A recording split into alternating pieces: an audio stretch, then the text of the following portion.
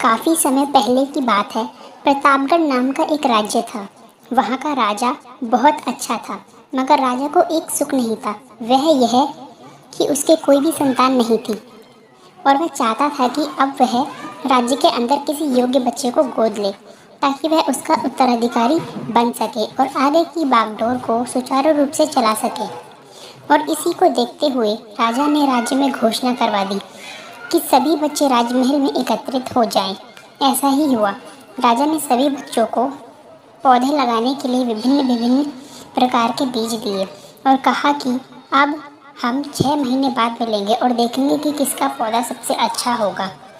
महीना बीत जाने के बाद एक भी बच्चा ऐसा था जिसके गमले में वह बीज अभी तक नहीं फूटा था, लेकिन वह रोज़ उसकी देखभाल करता था और रोज़ पौधे को पानी देता था।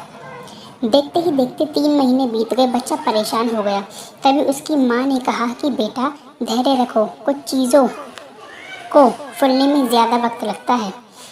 और वह पौधों को सींचता रहा। 6 महीने हो गए। राजा के पास जाने का समय आ चुका था, लेकिन वह डरा हुआ था कि सभी बच्चों के गमलों में तो पौधे होंगे और उसका गमला खाली होगा। लेकिन वह बच्चा ईमानदार था और सारे बच्चे राजमहल में आ चुके थे।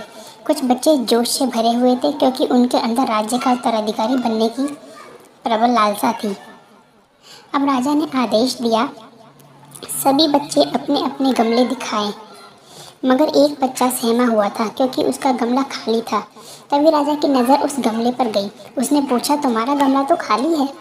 तो उसने कहा, लेकिन मैंने इस गमले की 6 महीने तक देखभाल की है। राजा उसकी ईमानदारी से खुश था कि उसका गमला खाली है, फिर भी वह हिम्मत करके यहाँ आ तो गया। सभी बच्चों के गमले देखने के बाद राजा ने उस बच्चे को सभी के सामने बुलाया।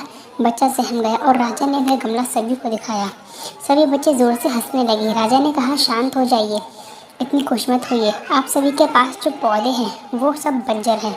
आप चाहे कितनी भी मेहनत कर लें, उनसे कुछ नहीं निकलेगा, लेकिन असली बीज यही था। राजा उसकी ईमानदारी से बेहद खुश हुआ और उस बच्चे को राज्य का उत्तराधिकारी बना दिया।